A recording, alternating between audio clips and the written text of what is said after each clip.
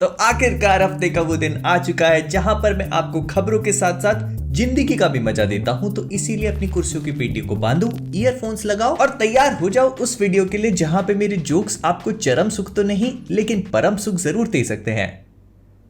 बहुत बहुत गंदा हो गया क्या? फिर से टीवी पे लगा लिया?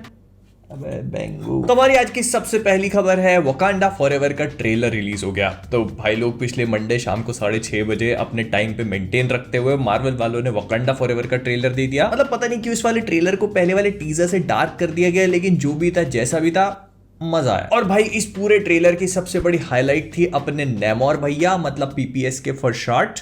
अगर नहीं पता तो रोस्टवर्स का पुराना वीडियो देख लेना, लिंक ऊपर फ्लैश हो रही होगी। मतलब आप खुद सोच के देखो कि आपके पास एक ऐसा कैरेक्टर है जिसके पैरों पे छोटे छोटे पंख लगे हुए हैं, जिसका इस्तेमाल करके वो सीधे आड़े टेढ़े तरीके से उड़ सकता है। उसके बाद कुछ कपड़ा नहीं पहनता, एक कतरा नहीं, पूरा नंगा रहता है और हरे रंग की चड्डी पहनता है। बस ऐसे कैरेक्टर को आप लिखोगे कैसे?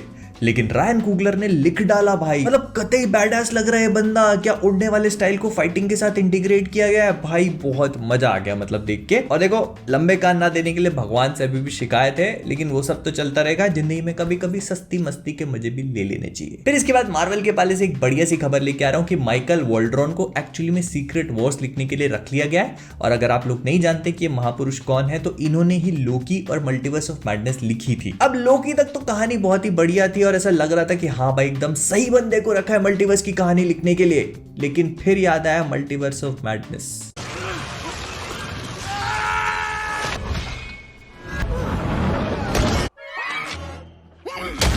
नहीं केविन जी, एक बात फिर से सोच लीजिए। बट जोक्स असाइड, अगर हम लोकी की पूरी राइटिंग को देखें तो हमको ये समझ में आता है कि बंदे ने इस कहानी को काफी अच्छी तरह से लिखा। और अगर इनके पास 6 घंटे का समय होगा तो ये एक अच्छी कहानी लिख सकते हैं। But on the other hand एक मूवी को लिखना कंप्लीटली डिफरेंट चीज हो जाती है। तो मल्टीवर्स ऑफ मैडनेस में जो कुछ भी हुआ उसके बाद से मैं थोड़ा सा स्केप्टिकल हूं, लेकिन हमको क्या फर्क पड़ता है, मार्वल वाले सब देख रहे हैं। आपको क्या लगता है इस पूरी चीज के बारे में? कमेंट्स बताना मत भूलना। फिर इसके बाद अगली खबर आई है कि गॉड ऑफ वॉर रैग्नारॉक जो अगले महीने रिलीज होगा नवंबर में, वो टोटल 40 घंटे लंबा होने वाला है। और देखो, इसमें से बताने जैसा कुछ नहीं है, लेकिन आपके साथ ऐसे खुशी बांट रहा हूं मैं, क्योंकि क्रेटोस बन के ओडिन, थॉर, फ्रेया जैसे नॉर्स गॉड के काम डालने के लिए अगर हमको 40 घंटे तो क्या 400 घंटे मिले तो भी कम है। एंजॉय करेंगे। अगले महीने रिलीज होगा गॉड ऑफ वॉर रैग्नारॉक। फिर इसके बाद सीडी के प्रोजेक्ट रेड, जिन लोगों ने विचर सीरीज बनाई है, साइबरपंक बनाया, उन्होंने अनाउंस किया कि वो लोग और भी नए गेम्स पे काम कर रहे हैं, जैसे कि विचर की नई ट्रिलॉजी प्लान करी हुई है जो 3 साल बाद हमें देखने को मिलेगी, जिसका पहला गेम होगा विचर पोलारिस। मतलब इसका नाम, कोड नेम इन्होंने पोलारिस रखा हुआ है। एंड ये वाला गेम एक पूरी नई ट्रिलॉजी को स्टार्ट करेगा।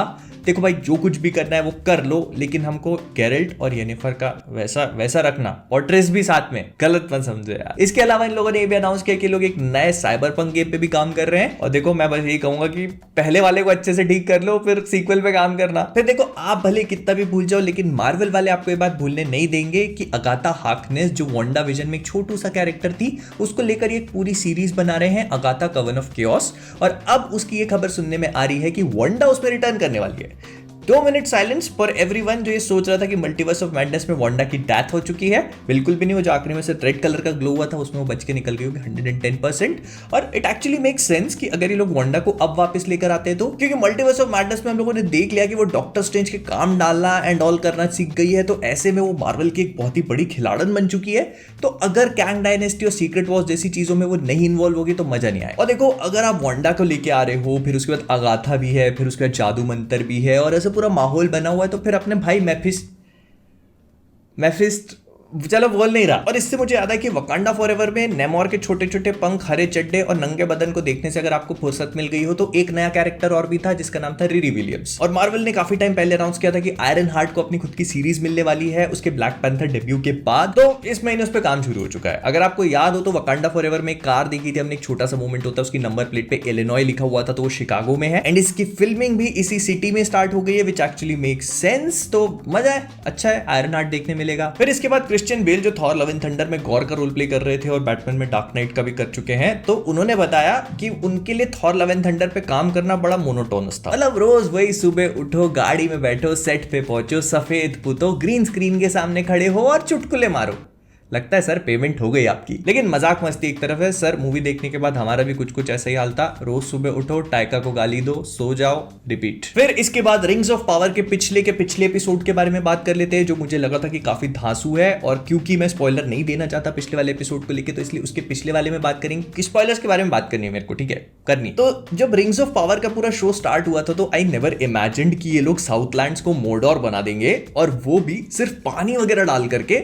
ऐसे ज्वालामुखी फोड़ा और एक अच्छा खासा खुशहाल सी दिखने वाली जगह मोर्डोर बन गई भाई। एंड आई पर्सनली थिंक ये काफी बढ़िया सा टेक था। उससे पहले एक अच्छी खासी एक्शन सीक्वेंस होती है जिसमें विलेजर्स जो अपने आप को डिफेंड करते हैं ऑक्स के साथ में, फिर ये न्यूमेनॉर से पूरी सेना लेकर आते हैं और इनकी आपस में बैटल होती है और खदेड़ देते हैं सब कुछ चीजों को, और आखिर में जाकर जब लगता है कि सब कुछ ठीक हो गया है, ये लोग जीत गए हैं, तब वो बड़ा सा सुंदर दिखने वाला पहाड़ फटता है और उसके अंदर से ज्वालामुखी निकल के मोर्डोर बना देता है इसको। और अगर आप लोग नहीं जानते कि मोर्डोर क्या चीज है, तो लॉर्ड ऑफ द रिंग्स में जो सौरन का घर होता है ना, मतलब वो लंबे से टॉवर्स होते हैं और वो पूरा ज्वालामुखी और पूरा आग आग वाली जगह, अंधेरा अंधेरा रहता है जहां पे, तो उसको मोर्डोर कहते हैं। एंड ये पहला स्टेप था इस जगह का वैसे ट्रांसफॉर्मेशन में। और सिंस इसकी बात कर लिए तो फिर हाउस ऑफ द ड्रैगन पे भी कर लेते हैं। तो हाउस ऑफ द ड्रैगन में एक बढ़िया सा टर्न लिया, सारे के सारे बच्चों को बड़े करते गए, किसी का ड्रैगन किसी को पकड़ा दिया, मतलब मृत्यु हुई है तो किसी को उससे कोई फर्क ही नहीं पड़ रहा है, बच्चा उठ के जा रहा है, ड्रैगन पे बैठ रहा है, ड्रैगन को ले ले रहा है, और फिर बच्चों की आपस में लड़ाई हो रही है तो ऐसे करके चक्कू मारा, एक बच्चे ने दूसरे बच्चे की आंख ही निकाल ली। और फिर उसके बाद जो महिलाओं का आपस में बहसबाजी हो रही कि इसने मेरे बच्चे की आंख निकाली तो मैं तुम्हारे बच्चे की आंख निकालूंगी,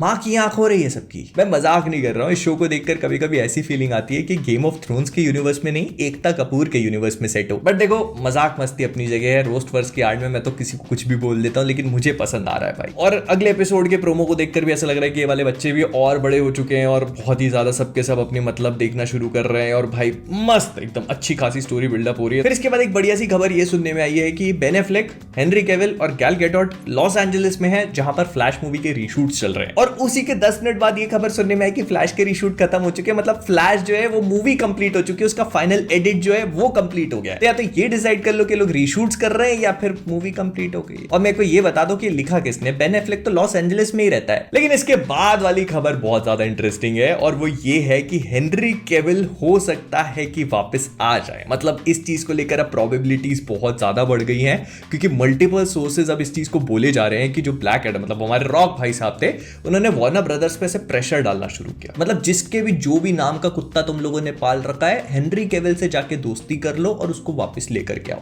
बस रॉक बॉटम ही नहीं दी उन्होंने डब्ल्यूबी वालों को, तो वार्नर ब्रदर्स वाले हेनरी कैविल के पास गए कि भाई चलो ठीक है, आप अब वापस आ जाओ हमारे पास। लेकिन हेनरी कैविल ने पहले ही बोल रखा था कि अगर वो वापस आएंगे तो अपने टर्म्स एंड कंडीशंस पे, मतलब अगर वो सुपरमैन बनते तो वो सब चीजें उनकी चॉइस से होंगी। भाई देखो, बंदा स्मार्ट है, वो इतने लंबे टाइम से इन लोग के साथ काम कर चुका है, उसको मालूम है कि ये लोग किसी भी नशा पत्ती करने वाले को पिक्चर पकड़ा देते हैं और वो हक देता आगे जाके। तो ऐसे में अगर उड़ते कबूतरों की एक बार फिर से मानी जाए तो इस मूवी मतलब सुपरमैन को मैथ्यू वॉन डायरेक्ट करने वाले हैं, और ये मेरे लिए एक बहुत ही सुकून भरी खबर है भाई। अगर आप लोग नहीं जानते कि मैथ्यू वॉन कौन है, तो इनने किक-एस सीरीज, किंग्समैन सीरीज और एक्समैन फर्स्ट क्लास जैसी मूवीज नाम के उपकार करे हैं हम लोगों के ऊपर। मतलब कुल मिला के मैं बस ये बोलना चाह रहा हूँ कि बंदे को पता है कि सुपर हीरोज को किस लेवल का कीका चाट दिखाना है और कैसे। तो अगर ये सच में हो जाता है तो I am all up for it, because manners make it Superman. और देखो, जो कुछ भी है अब पता लगने में ज्यादा दिन बाकी नहीं है, क्योंकि इंडिया में तो एक दिन पहले 20 तारीख को ही लग रही है ब्लैक एडम। और अगर हेनरी कैविल के सुपरमैन को रिटर्न करना होगा तो वो इसी पिक्चर के पोस्ट क्रेडिट सीन में करेंगे, नहीं तो रॉक भाई साहब चूड़ियां पहन के थोड़ी ना बैठे हैं जो किसी भी पिक्चर के लिए उनको वापस लेकर आ जाएंगे। अपनी खुद की पिक्चर चलवाने के लिए सबसे पहले लाया जाएगा उनको। तो मतलब बस ये बोलना चाह रहा हूं कि अगर हेनरी कैविल रिटर्न करते हैं तो वो ब्लैक एडम के पोस्ट क्रेडिट सीन में होगा, और अगर ऐसा नहीं होता है तो फिर समझ लेना कि दरवाजे बंद हो चुके हैं और अब कोई उजाला नहीं आएगा। और इन सब चीजों के बारे में आपको क्या लगता है, कमेंट्स में बताना मत भूलना।